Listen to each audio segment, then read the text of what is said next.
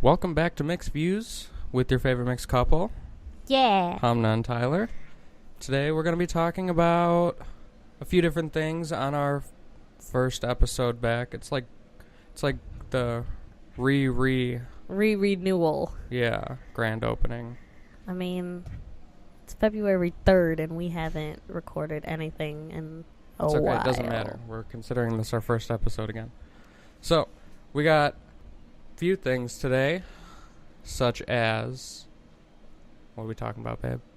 Well, honestly, I kind of feel like they all go together anyways, but we've got this Gillette commercial, which ties in with the APA boys and men guideline, talking about men and their feelings, which is healthy. And then we've got the Shane Dawson Conspiracies. I got excited because it was really good, and I love Shane. And then at the end... Yeah. And then we've got this article that you found, and I was like, what? Because it's basically saying 10 things. I think it's like 10 things or whatever that millennials don't use anymore. Some of them make sense. That they killed or whatever. Some of them, they make sense, and some of them is just like, really? Anyways, welcome back to Mixed Views.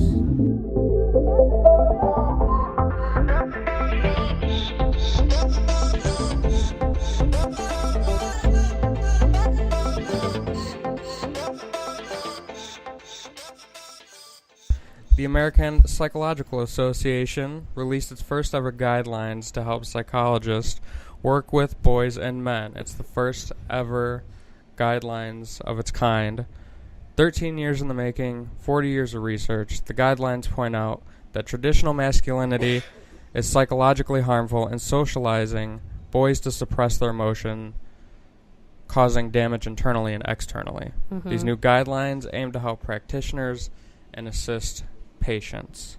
So, first of all, I think anybody, man or woman, should know that when you suppress your feelings for too much, it becomes unhealthy anyways. well, what the research does is it finds that traditional masculinity, such as the characteristics of stoicism, competitiveness, dominance, and aggression, is harmful. And Wait. What's stoicism? Stoicism is like suppressing your emotions. Okay. Continue. And so I think the day and age that we live in today, it's pretty much well known. There's still an argument whether masculinity is toxic or Which masculinity is not harmful in any way. But I think we can agree that traditional masculinity, such as this, definitely isn't a good thing. right. But Now, I think that we need to separate the idea of masculinity from being toxic, because I don't think masculinity itself is that's what bad. I was gonna say. It's how it's carried out that makes it toxic or not. Now we can say traditional masculinity is harmful, what they're talking about here. Right. I agree with that. But we don't need to push masculinity out of this world. Mm-hmm. Like, to the people who believe that we should just cut masculinity in general, it needs to go away. I think what they should just, instead of saying masculinity, they should say traditional masculinity. What we have come to know. Oh, so they didn't even specify? No, they just say toxic masculinity. Maybe that's why there's a lot of people who are outraged, because, if you put that one word in there makes it like, oh, okay, so you're talking about when it's like this, not when it's just being a gentleman. And maybe they think, okay, well, you can assume this is what I'm talking about, but can are you assume really? Anything nowadays? Because your arguments are just arguing against masculinity entirely. Right.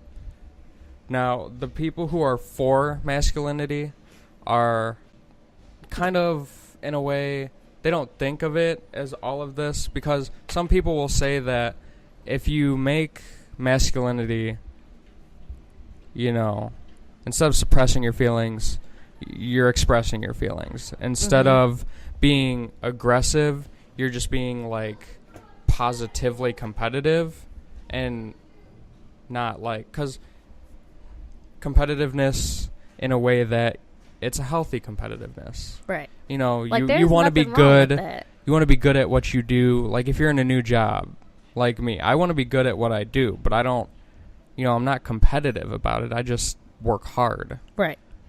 So, or like they also, the people who are against trashing masculinity are the people that think, okay, well, if we define it as that, it's not masculinity anymore. In these guidelines, masculinity mixed with race, class, and sexuality becomes further complicated because they talk about how, if you break it down to race, African American men and white men are traditionally seen as more aggressive than, let's say an Asian American. They usually see Asian Americans traditionally, in terms of traditional masculinity, as being weaker. Mm-hmm. And it's the same when it comes to, like, the prison system. You traditionally see, if you were put in jail for that tougher African Americans or white Americans and make up a large part of our prison system. And they talk about it because it also has to do with cultural context. That's also why if you ever, have any family or anything in prison and you see all those tattoos, that's why they kind of made that tattoo system where it's like, all right, this tattoo means you a badass MF. Right. So it's already like, you have to brand yourself even there, so that, because if you don't, then you just easy pickings for anybody. Yeah. Well, they talk about cultural context, and if you read the article, it'll be linked in the description. Although, we'll figure it out. Forewarning, we're setting this up and distributing it into different ways. So yeah, it's a new platform. I'm not really sure how to. It'll be on the website. It'll be on the website. We'll figure it out. But if you read this article directly from APA, they put in a bunch of different statistics on why men traditionally are more violent. Mm-hmm. And it has to do a lot with traditional masculinity. And they also say, even though men have lower numbers when it comes to depression, they have higher numbers when it comes to suicide. Now, I don't remember what it said about who attempts suicide more, but men have a higher they have a higher committed suicide rate. Right. So the ones that actually don't make it, it's Mm-hmm. So men have a lower depression rate, but that's also that has to do with the stoicism fact, is that they push it down, and right. They don't take care of their health. Men believe that traditional masculinity says that men don't need doctors, they don't need therapy, they don't need help. They don't like to admit help because that invokes vulnerability and weakness. But what these guidelines are trying to tell psychologists is that it doesn't need to be. Psychologists need to be more aggressive in getting these men or boys to open up, because they need to realize that there's nothing wrong with showing feeling, and it's also a more positive way of living. You need to take care of your health. You need to seek out help if you need the help. Mm-hmm. You need to talk to somebody. And it starts with telling fathers that it's okay for your child to speak up.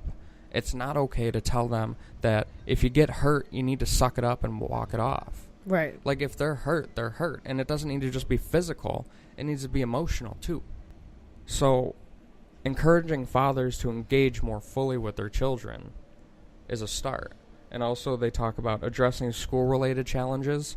So, such as, like a African-American neighborhood where they might not have as rich of an environment educationally, mm-hmm. where they kind of run into that violence or the gang-related things such as that, drugs, alcohol. And also they talk about how in an African-American household, it's even more likely that a father figure might tell their sons that they need to be a man, that, you know, they need to be all these things that traditional masculinity is. I mean, I told you itself, you know, me and my family, we were having a discussion about something, and it came up like, oh, what if one of my brothers turned out to be gay? And my dad's initial reaction was, oh, well, then he's going to the strip club with me so we can fix it. Like, there was no sign of welcoming at all. And this is just a hypothetical. They're all still young. Like, they don't even know what sexuality is yet.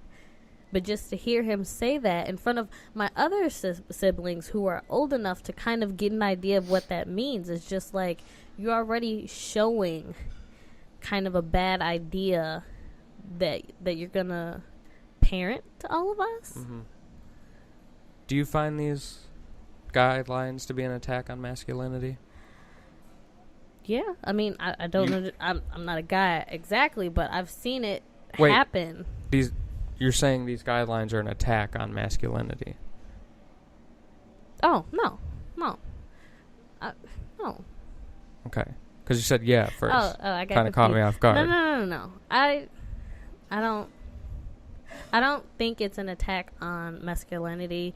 To me, it's just more so about taking care of yourself. You know, with women, we're natural nurturers. You know, that's what we do. That's why, you know, if Serene ever hurts himself, he always runs to mom, because mom is like, okay, are you okay? Yeah, now go on. Right. You know, if he went to Aline would be like, boy, you fine, go somewhere. Like, he wouldn't even take the second to look it over.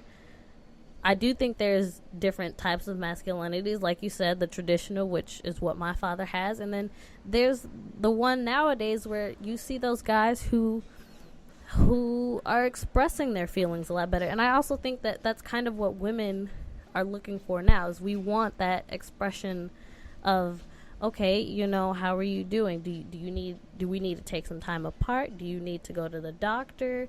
You know, do you need to see a therapist? Is there something that we could do to change?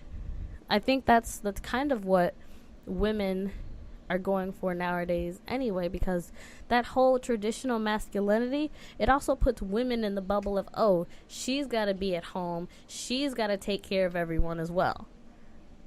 Yeah, so I don't believe this is an attack on masculinity. I think this is just moving on to the greater good of being boys and men, being a better person, not... Being a man in the 1920s is completely different from 2019.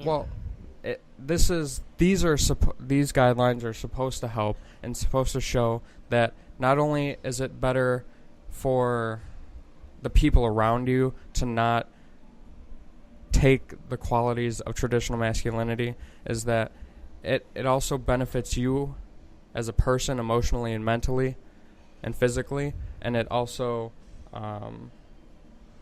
it knocks out this idea. It says you can be masculine without the aggressiveness and the competitiveness and all that kind of stuff. Right, and like with this Gillette ad that, you know, everyone was talking about, it's like I don't see anything wrong with that commercial. To me, it's just saying, all right, first of all, everybody knows that, you know, bullying is wrong. You know, sexual harassment is wrong. Things like that is wrong. So whether you're a man or a woman, you already know you shouldn't be doing something like that to invade another person's space. Right. And so that if there's another man trying to teach his son, hey, son, you see this? This is what you're not supposed to do. What is wrong with that? That's the way I'd want to raise my kids. Right. And if you haven't seen the Gillette ad, go see it. It's another version of a brand trying to speak up about our social issues, and I find nothing wrong with that. I've never found anything wrong with a brand wanting to come out and say something, if unless there's a disconnect. Like if you have like McDonald's trying to talk about, I don't know, something that just doesn't relate, then it's just going to be really confusing and kind of unnecessary. Mm-hmm. But Gillette has a very large male base, and so what they're trying, they easily connected it to their male base, and at the beginning of the commercial, you see, like, the traditional toxic masculinity that they kind of talk about in the guidelines. Exactly, like right there. They're not even calling out all masculinity. They're specifying this type is like, not good. Like the bullying, the sexual harassment, and the objectification of women. And then at the end, they kind of play the same scenes of the beginning of the commercial, just in the way that Gillette and these guidelines kind of tell you it should be. Like, seek out emotion and feeling, connection, and be more courteous. And it's also that you see something, you say something, you help that next person understand that I shouldn't be doing this. And it also, Gillette's slogan is the best a man can get, and with this they talk about is this the best that men can be, kind of, because it's saying the boys of today are the men of tomorrow. Because that's true. And it is true. And there was kind of a two-sided reaction. There were, obviously there was the good. There was the Gillette is good for speaking out and making national awareness of this and kind of putting a conversation to this. On Twitter, there's a guy named Bernice King. He said, quote, "This commercial isn't anti-male, it's pro-humanity, and it demonstrates the character can step up to change conditions at Gillette." Right, so I think that's perfect. Yeah, and also, I thought what another user said, they said, if you're mad at your razor for saying boys should be kind, this ad is exactly for you. Right, because if you're sitting here boycotting, being a mad razor company, being mad at Gillette, you're blind to what it's trying to say. You're not even listening to the ad because you just don't want to have a conversation. You just say, no, you're wrong, I hate you. And those people that were like, oh, well, I ain't sorry for being a guy, or thanks for just showing how bad a guy it is for a guy. That's not the point either. It's not getting rid of all masculinity. There are different levels and different types. And those type of people are missing the point, because nowhere in the ad was it saying all men are terrible, all boys are terrible. There were examples that I think we saw in other videos where, it was saying, my dad or my brother is a part of the military, how dare you disrespect them. And it's like, nowhere in the ad did it talk or show anybody from the military. Right.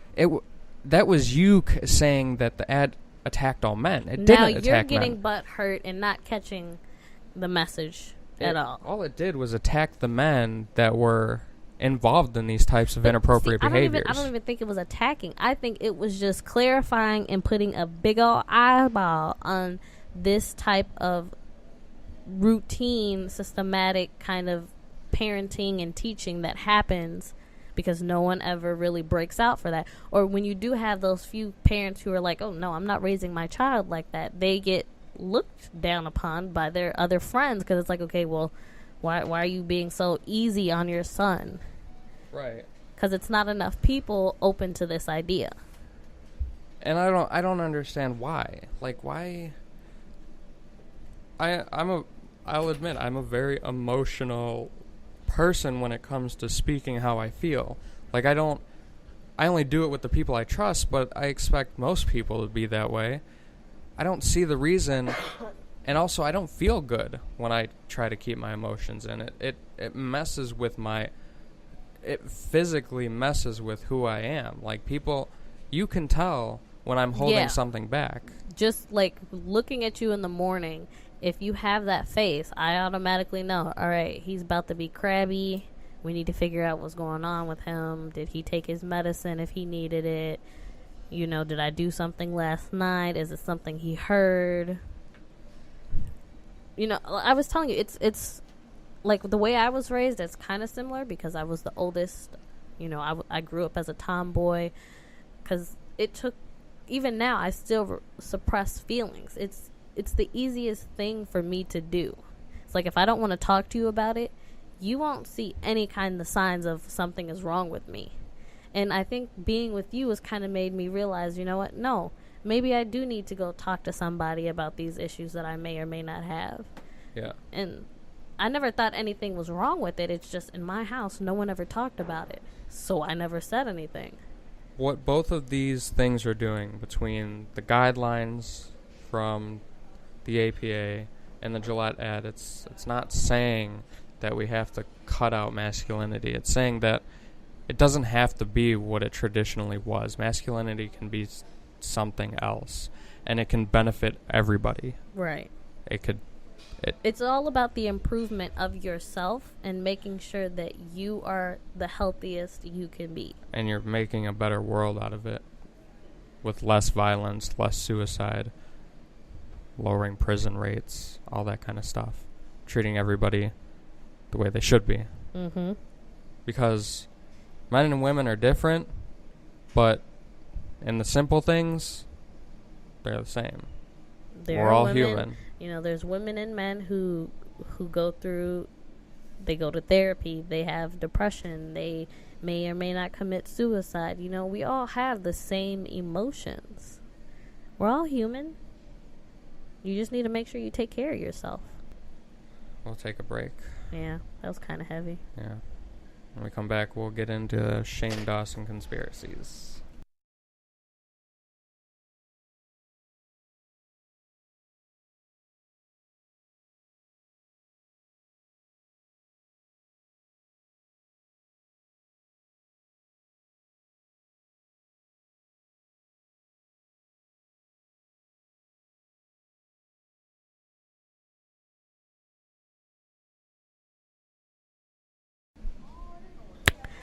So, Shane Dawson released his first part of a conspiracy series, and man, I was really happy. I was excited. It brought up a lot of things I didn't even think of at all. Didn't even think about it. Well, a lot of his things, I think, were... No, they weren't so much personal.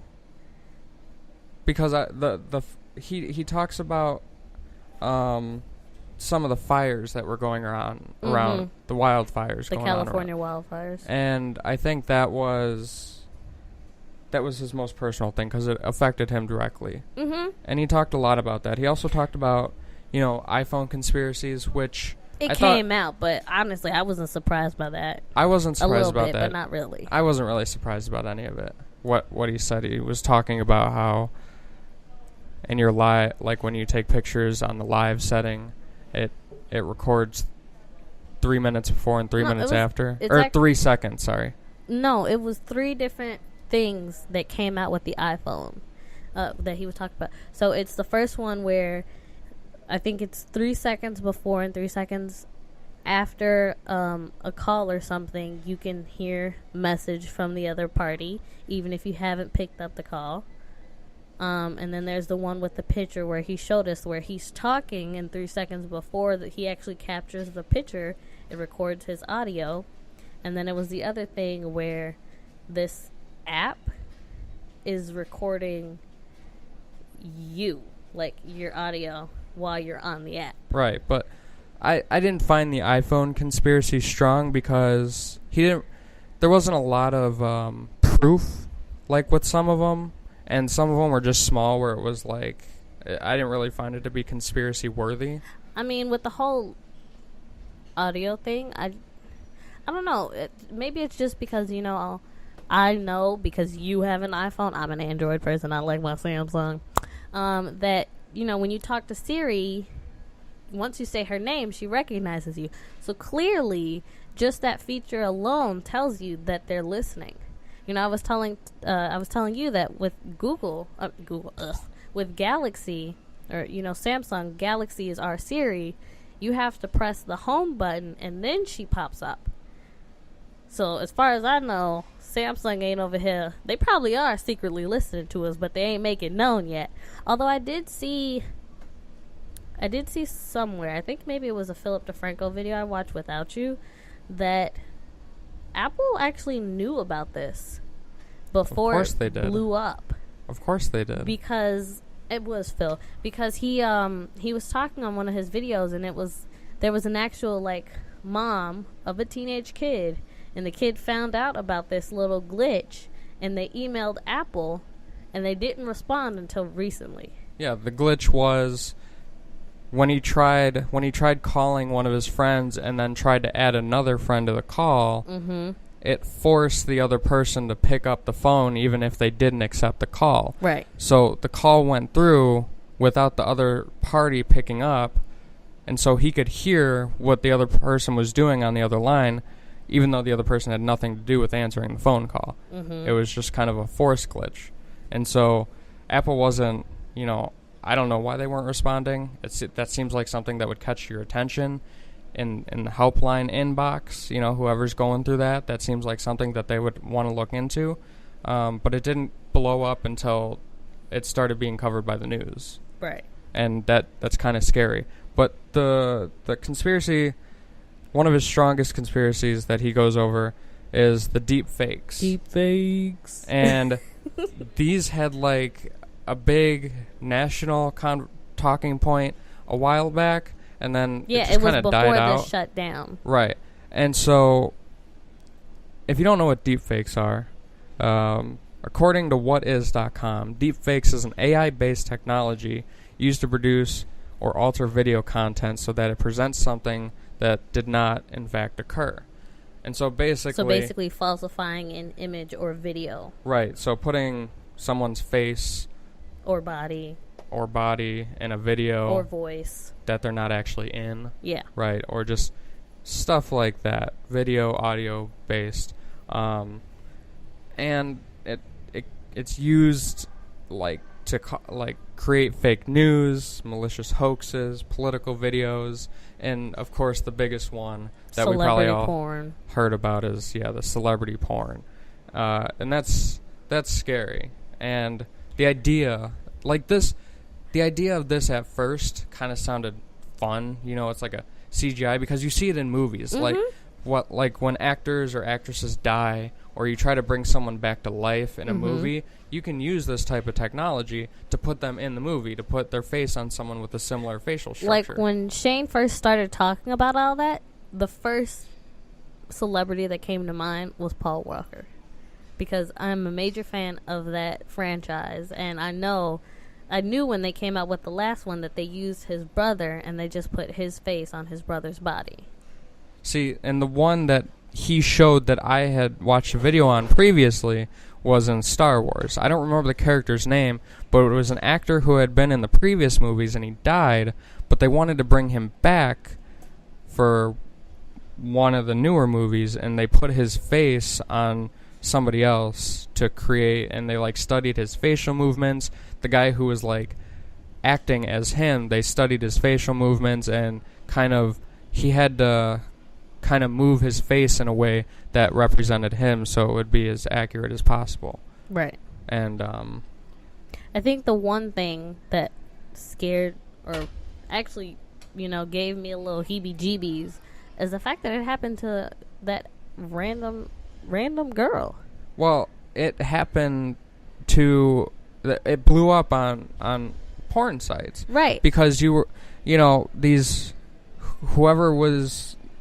The creators of these types of videos were putting celebrity faces on porn actresses to make it look like they were in a porn video. And right. it is disgusting. Definitely disgusting. And it's scary for that person, because not only is it why it's obviously scary for the celebrity that is being put in these videos, but we heard from an actual adult filmmaker who contacted Shane about how it was destructive to her too, because she obviously finds this to be her job, mm-hmm. and so she's creating this content with the purpose of her being in it and her distributing it in a harmless way, and now her body and her videos are being used without the consent to hurt other celebrities, other people.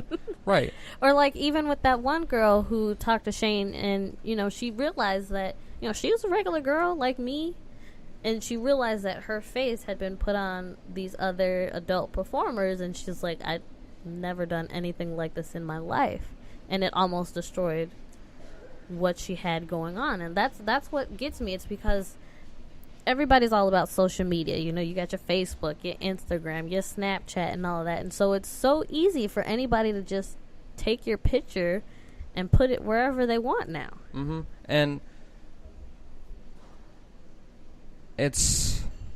And that's when it gets scary, because the good part is when you can create things like they do in the movies. That's amazing that we can do that. But there are so many more cons to point out, such as the celebrity porn or the revenge porn. Like, if somebody were to put one of our faces on a video like that, our career is over before it even started. Well, not even that. You know how hard it's going to be to prove that it's one of these fake videos? And it's even harder to take it down. Right. It's almost impossible to take it down. And so you can get people in a lot of trouble, a lot of hurt just because of this, because how are you going to prove to so many people that it's not real? You know, when you know, you usually hear the defense, well, that's not me in the video. Well, how are you going to tell me that's not you in the video when I'm watching the video? Right, like when Shane gave that hypothetical about, say, I got mad at you for cheating on me, and then I go to the extent of documenting, fabricating this entire scene where you're supposedly beating me up, and it's not really you. In actuality, you just hired a person that looked like you, and then with this technology, put your face on it. So now you could go into the space of you can get people put in prison for this. Right. Falsely Someone could accused. get falsely accused and in prison for something that they didn't do, because we have this technology and there are no laws yet to control any of this. Now, you and I are huge fans of Forensic Files, and when we were watching this, I told you that I hope with the forensic technology that we've been able to come up with, that somewhere along in this process we'd be able to realize that this is an edited video. Exactly. But you can never my thought is if we created a software to falsify this, somebody better create the software to identify when it's been falsified. Right, and maybe there is. I'm not aware, only because I'm not really a technology nerd like that. And we're not in the police. But I would hope that somewhere along the way someone would be able to find out, or at least test the theory that it could be an edited video. And it also has a lot to do with political. You know, you can use this in politics. And I hope no politician ever uses something like this as like an attack ad, you know, to try to get somebody to say something that they really didn't and then put it in an ad. Mm-hmm. Because that would just... Isn't that a federal crime? Is it a federal crime? It's a crime. You could get... Well, something like... Yeah, if you get caught. But smells like still... popcorn. Yeah. But still, that's a scary thing, too, to think it could end up in the middle of our politics. Yeah, no, like, I'm one of those people who I do not support Trump. You know, if his ideals weren't so far from mine, I could work with him maybe. But if someone were to falsify a video of Trump saying he's about to blow up North Korea, and he never said this, but us being so kind of immune to him saying crazy things like that, don't really think about it. And then North Korea responds as, oh, okay, we about to do the same to you. And then now you just started a war. And it's because that didn't really need to happen. And it's because this technology is so advanced that it would be so believable. And then before you know it, this technology has us in a nuclear war, and we're all dead. Now, the last thing Shane talked about was subliminal marketing messages. There we go. And he gave basically two prime examples. When you go to the stores, like grocery stores and retail stores, so that's like one. So shopping in that sense, and then cartoons. Yeah, and I'll talk about the grocery stores and retail. I mean, we kind of see it because we've both worked in retail. So right. And we're probably just immune to this, but when we saw it, we were like, oh, yeah, that's really exact, yeah. Like, because we know we do it for a job. And so, when you walk into a grocery store, everything is strategically set up. When you walk into a department store, everything is strategically set up for you to buy more. They put things that they know are going to entice you or your children at more chocolate. of an open, at more of a reaching level. So they talked about putting those sugary cereals and candy at a lower level for the kids to grab at. That's why when you get in line at the grocery store, all it's the candy all is at the bottom. And that's why, the sugarier, more popular cereal is at, child eye level. And even with adults, it's everything that is least likely to be bought is probably at the very top or above your eye level. Yeah, that's why you always have like those nutritious or like organic kind of stuff always at the top. Yeah. Because don't nobody really pay attention to them unless they're like, oh, this is what I need. This is on my list. Now, we work in retail. So we work with, clothing. Price changing and clothing. The way we merchandise things based on the season. And how often they're sold. And, the price. Because the more, the more expensive stuff theoretically is supposed to be pushed towards the back of the department because, if you see something expensive, you're least likely to buy it.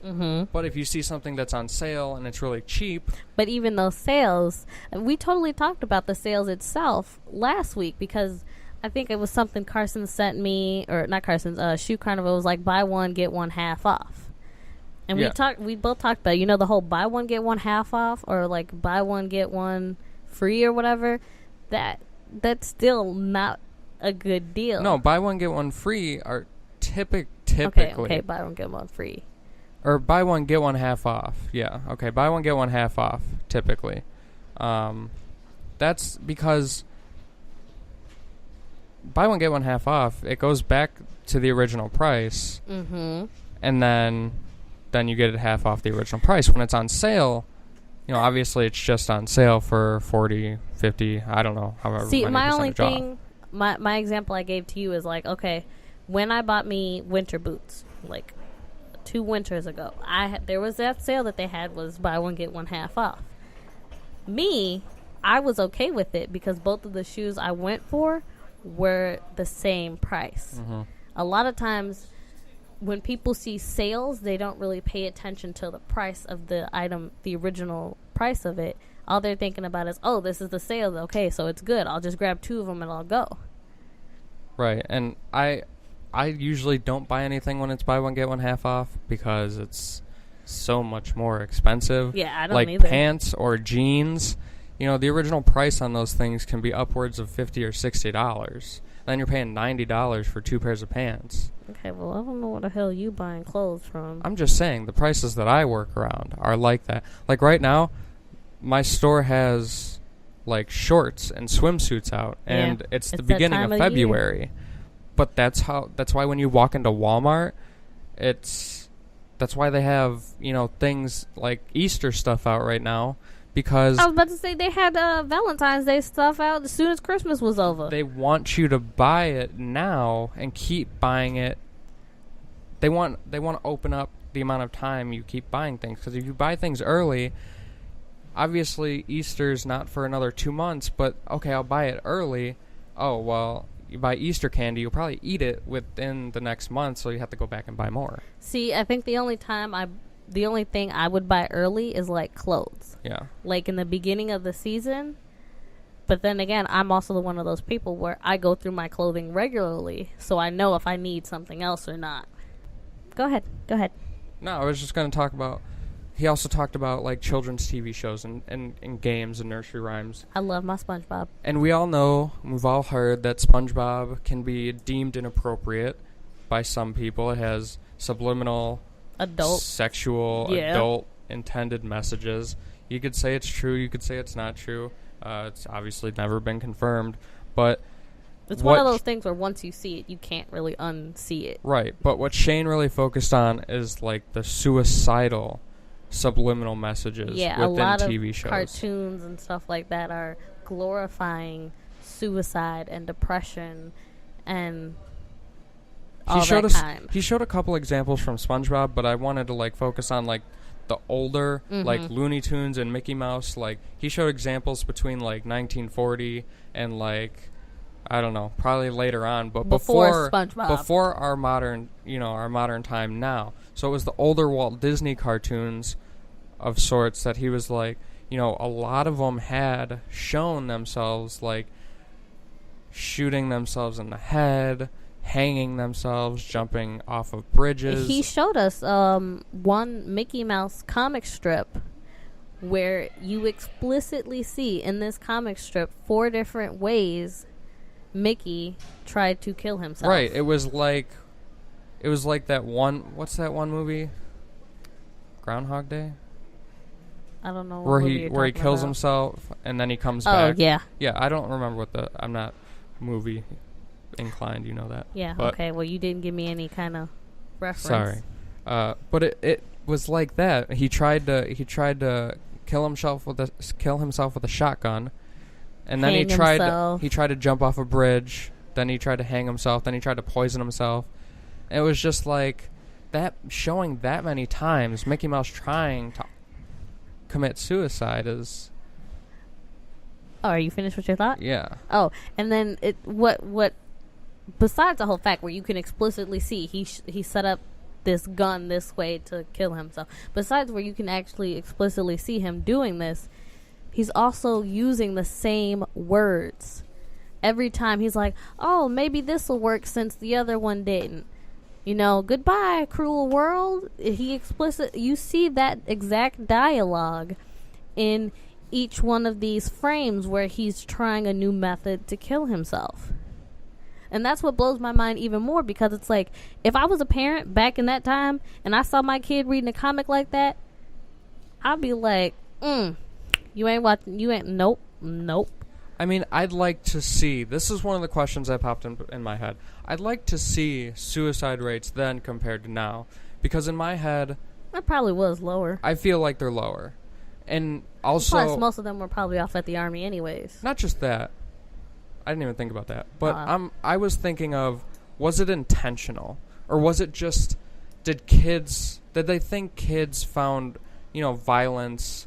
Or like cartoon violence like this just funny. Cartoon violence and cartoon suicide are 2 different things. In that but comic it's still strip, violence. But it's just him. It's not him doing it's not like Bugs Bunny and what's his name where they're fighting each other. No, not but that kind of violence. It's not fighting violence, but suicide is violent. You can be violent against yourself. Violence is violence. Yeah, I know violence is violence. And I know what you're saying, but it's still violent. And it's still a form of violence. And I just wonder if... I don't think, in my opinion, this was actually an intended... I hope not. An intended message. Like, I don't think these cartoons were putting all these suicide references in there to try to get kids to think suicide was an okay option. Mm-hmm. I have a hard time believing that. I haven't looked into it much, but that's my initial thought. Now... in this day, yes, if this content was being created as much as it was then, today, I probably would have a different thought, because suicide is a much different conversation today. Mm-hmm. It's I assume it's at a much higher rate. It's a more sensitive conversation, and it's definitely a hot topic. And I have a hard time believing that it was a subliminal message back in the 40s, 50s, 60s. Than it would be now. That's just my thought. But I mean, I hope that that's not the case. But as a side note, if you ever feel like that, please go get you some immediate help. Well, luckily... and this is on some seriousness. Luckily and fortunately, never felt that way. I mean, I've told you, growing up, I had a couple of times where I thought I would. But then again, I thought... me being the oldest of so many kids, they needed me. So the kids were my reason for not doing something like that. And that's usual. I mean, family and where you think you are needed is what holds people back. And I wish I don't know. I can't say much about this because I don't understand why people think that way, because I've never thought that way myself. And you could tell me why, but I still won't understand that feeling. I mean, everybody's reason is different. But at the end of the day, everyone is loved by someone else. All right, let's move on to the last thing.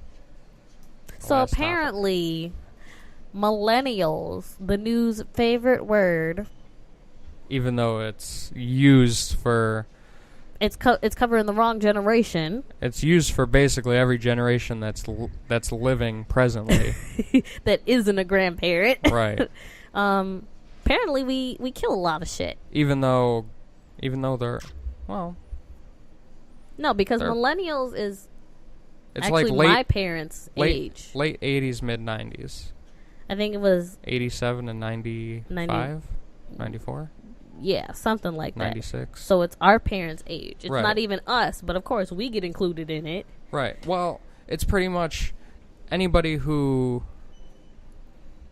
They kind of think millennials are people who are between like the ages of 18 and 25 right now, but that's not true. We're actually the next generation. Yeah. And so millennials are like the parents of those 18 to 25-year-olds. Right. And so we got a list here. From the Chicago Tribune. The top 10 things that millennials killed. Apparently. Allegedly. Supposedly. You want to start it off? Okay. Well, the first one they have, which is the most obvious thing ever, is starter homes. If you don't know what those are... Is when you buy a house. When you buy your first house. With your... own money. Right. And... You want to know why we ain't buying that? Because we got too much damn debt from school. It's just... And... We don't make enough money in general. Well, not only that, it has to do... They talk about it having to do with tradition. Like, people aren't marrying as much. People are having kids later. And house ownership is also becoming a later thing for them, too, because it is expensive, like you said, but it's also... It's a lot of responsibility. It's a lot of responsibility, so we're... If me and you get a house right now, and we both going to school, working for our careers, working full time, we ain't gonna have time to, let's say, maintain the house like it needs to be if anything happens. And with the traditional aspect of it, we're being pushed to save these types of big things, big milestones in our life for later. Because nowadays, it can be so easy to fall on rock bottom if you make a wrong choice. See, I'm happy that when we go to Arizona, it'll be a house because it'll be more people living with us. You know, it'll be us and friends. Now, if it's just the two of us living on our own, we can go get ourselves a nice 2-bedroom apartment and call it a day. We also need to mention that they're instead renting, obviously. Right. And when we go to Arizona, we'll be renting a house. Nobody's buying a house anytime soon. Right. All right, number 2. Well, you can talk about that one because you'll be 21 before me. Yeah, but number 2 is beer. Beer is nasty. We don't drink beer. I've drank it a couple times. We're also not 21. I mean, of course, like... He'll be 21 in April. You get those sips, you know, like, as a kid, but... Whoa, I never got a sip as a kid. You've never had, like, an adult come to you and, like, you want to take a sip, like, you know, that a lot of kids get that... Not in my house. I don't know. You didn't live a life then. No, I did not. Anyways, I don't plan to drink beer even when I do turn 21. Moving on. So, basically, we don't drink beer because I mean, that's my personal opinion. No, a lot of millennials. Wine. Exactly. We like to be elegant and bougie. You just like to be hipster. Bougie. I don't care. I really don't care. I don't care about that one either.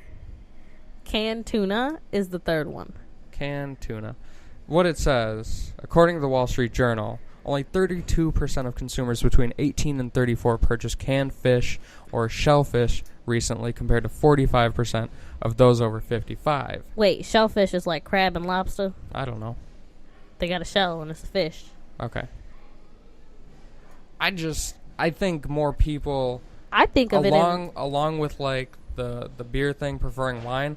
I think more people are. Don't nobody want tuna breath? I don't. Okay, that. I just think more people are preferring to like cook their own food. The only time I've ever cooked tuna or like gotten tuna out of the can or tuna at all was if it was cat food or if I had a tuna dish. And there's only one tuna dish that I have. Like, people are preferring fresh vegetables more over canned vegetables and preferring all that, like, being greener. They don't see canned it's not food appealing anymore. as appealing. Yeah, it was convenient, but they don't find it convenient enough to still be appealing. Number 4 is napkins. It says, quote, according to the Washington Post, young consumers prefer paper towels to napkins. Not only are paper towels multifunctional, millennials may have swept napkins aside because they don't eat at home as often. Now, I agree with the first because I do too. I see it as a waste of money to buy napkins anymore. I'd rather just use a paper towel. It's convenient. We buy a whole thing of them, so why not use a paper towel anyways? Now, the second part of it where it says people aren't eating at home as much, I only use napkins when I eat out. So I think it should be reversed. I think of it in terms of when we moved out here and we got the house for the first time, the kitchen was always set because Mom wanted it set or whatever, and she would have napkins. But we didn't even really use the napkins unless it was company over. We would use the paper towels or we would just wash our hands and then dry them off. Right, and I guess I don't really get why does having company over make you want to buy napkins? I don't. That's something you got to ask Mom. Maybe I don't it's know. Just a convenience thing. It makes you look more sophisticated. Maybe just a little. I don't know. I like paper towels unless I gotta blow my nose. If I have to blow my nose, I like a napkin. Moving on. Bars of soap. Bars of soap. Millennials are killing bars of soap. And I'm okay with this because I prefer bottle soap over bars of soap anyways. And it's not the only time it gets gross for me because they were talking about soap. They were talking about germs and that's why they aren't buying it as much, but I prefer bottle soap just because I feel like I just feel like I get cleaner hands using bottle soap. I don't like rubbing soap like that bar around my hands. It's just. I mean, I told you, it don't make a difference to me. Soap is soap. It makes a difference. In my house, we used Dove body soap, the bar, until we hit puberty, and then we got our own body wash. And I didn't think about using a bar of soap as body wash. I just thought about it as a hand soap. No, we totally had it as a body wash. But I thought about it, and I told you that the only time I can ever be a germaphobe is if someone told me to go wash my hands at somebody else's house.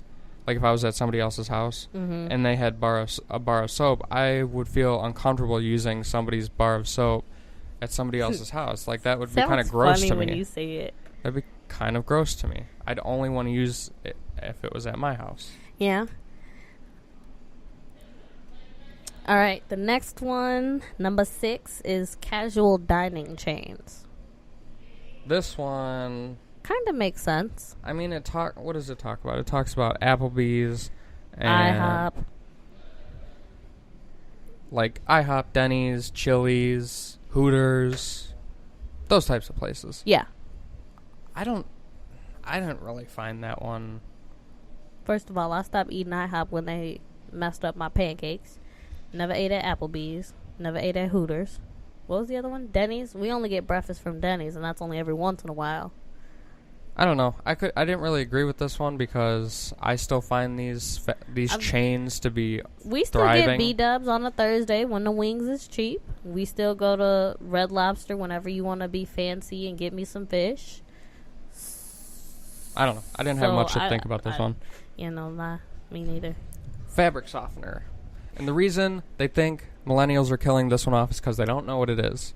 I was about to say you didn't know what it is. And I agree with this because I don't know what it is. I mean, know what it is. By what it's called, I can assume to know what it is. Right, but you wouldn't know how to put it in the wash. Nor do I care because my clothes feel fine. Yeah, no, the only reason why I know is because Mom's used it forever. Like, since I actually understood how she did laundry, she's always used it. But I don't think it does anything special. My main concern is making sure my dryer sheets smell good. Because that's how my clothes gonna smell. They gonna smell like the dryer sheets afterwards. That's all I care about. And the next one, number 8, I completely disagree with, is cereal. Well, that's only because you like a lot of cereal. I can eat cereal for breakfast, lunch, and dinner. And you can eat anybody's cereal. And right before bed. Because you always try to eat my cereal. Well, I like Cinnamon Toast Crunch. I like Fruity Pebbles. Frosted Mini Cheerios. Wheats. Nah. Well, you have. And yeah, no, I don't agree with that one either. I mean, I don't hate Honey Nut Cheerios. I just don't prefer them. I can eat cereal regularly if I wanted to. Moving on.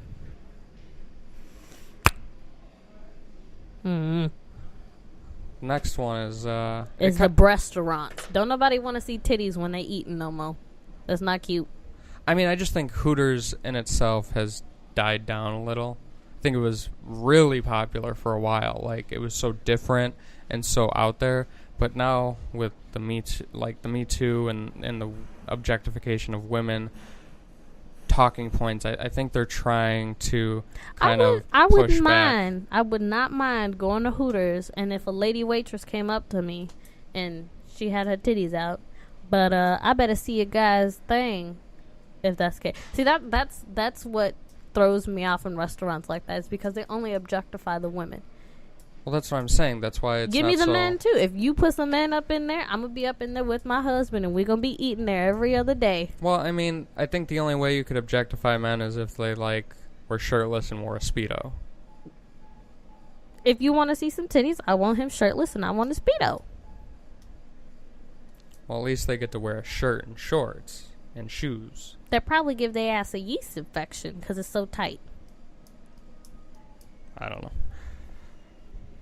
And the last one. Ugh. Mayo. I don't even like mayo. I mean, I have a love-hate relationship with mayo, but I can't have just mayo. Like, when I go to Subway, I get mayo, mustard, and Chipotle. Like, I can't just get just mayo.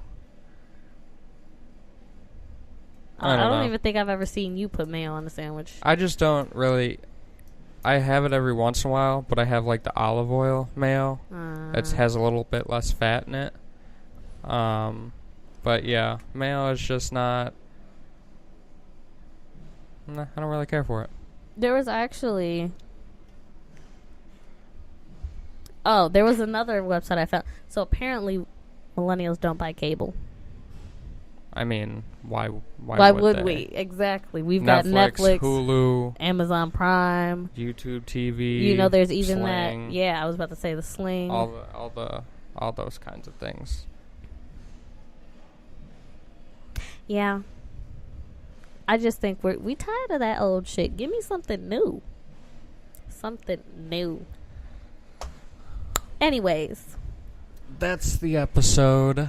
Hopefully we'll be back regularly. I think we will. We'll make it a goal. Anyways, thank you for listening. Go to the website, 2.network.com, to find out where this is going to be. You'll probably be able to find it on your iTunes and Google Play and all your regular podcast apps that you use. Check out basically all social media platforms. Yeah. Facebook, Instagram, Snapchat, Twitter. And we'll be back next week with another episode. And hopefully we'll keep getting into our footing with how we're doing this. Because we're just testing out a bunch of different ways to do this that won't cause a headache. All right, bye.